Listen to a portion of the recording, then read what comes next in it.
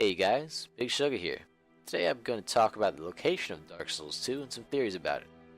Many people are hopping onto the bandwagon of Drangleic being a future version of Astora. I'd have to disagree with this based off of a couple reasons, my first being this quote from Ricard's rapier. A rapier with intricate decorations, chosen weapon of the infamous undead Prince Ricard. Ricard's exploits are told in a monomyth. He was born into royalty, but wandered the lands in a fateful, ill-conceived journey. He became undead and disappeared up north. Alright, so in his wanders he went north, and we all know where he fatefully ended up, on the top of Sen's Fortress.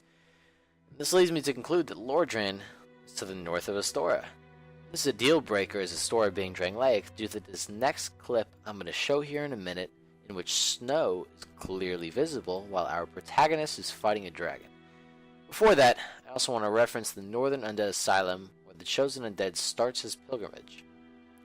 The mountains are covered in snow, so this land is clearly to the north of Lordran where there is no snow. It would make sense to have the undead be corralled north past Lordran, where they could end up finding themselves caught if they somehow escape from the asylum and wander off. Anyways, getting back on track, here's the clip that I promised.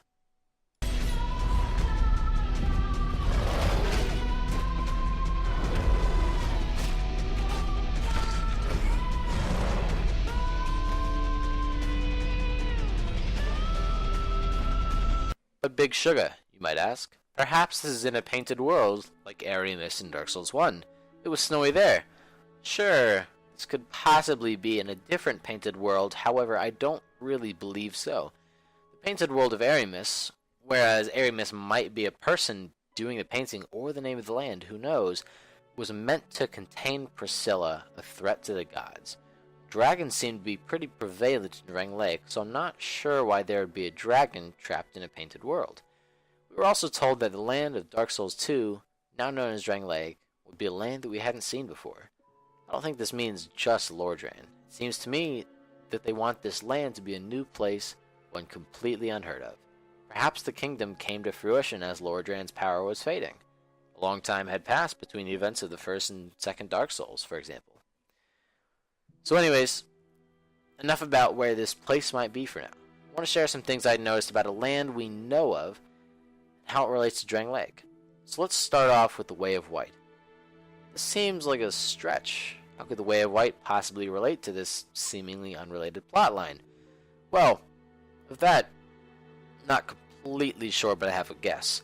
We know that the Way of White was devoted to Gwyn and his deific status as a ruler. How could this possibly relate to Drangleic long after Gwyn's age was over?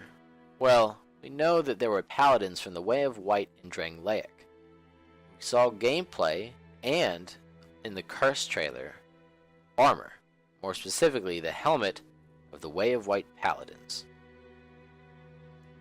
So, as you can see, this armor that we see in the Curse trailer looks very similar to the helmet that our favorite paladin Leroy wears in Dark Souls 1. So here's a quote from the helmet item description of Paladin Leroy's armor set. Long ago, the Way of White produced its first undead, a paladin in golden armor. With the legendary treasures Grant and Sanctus, Leroy set out for Lordran, land of the gods, in the first undead mission of the Way of White. The armor is there for a reason.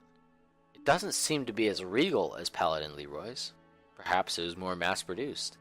Leroy's quest was special after all, and he was the first to come from Thorland to Lordran. My current best guess is that the Paladins of Thorland, or of the Way of White as well, came to seek out the destruction of the Curse of the Undead, as seems to be a major plot-driving factor in Dark Souls 2. Now, we know that the Way of White, or Thorland, sends people for specific tasks.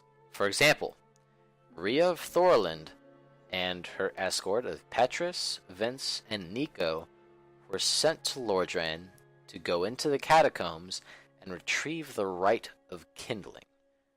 Now, what the quest could possibly be that many more paladins were sent to Drangleic for, I'm not sure. I guess we're going to have to wait and see. Well, anyways, that's all I have for today, guys. And I should have a video coming out within a few days once I acquire my new microphone. Thanks for watching. Like, subscribe, and please comment. I love discussion. And until next time, take it easy.